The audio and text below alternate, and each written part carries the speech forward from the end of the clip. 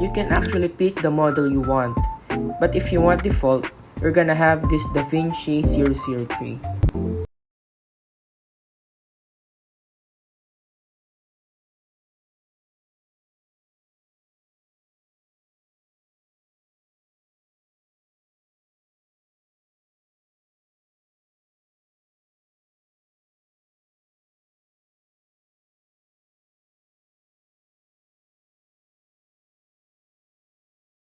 Specific task.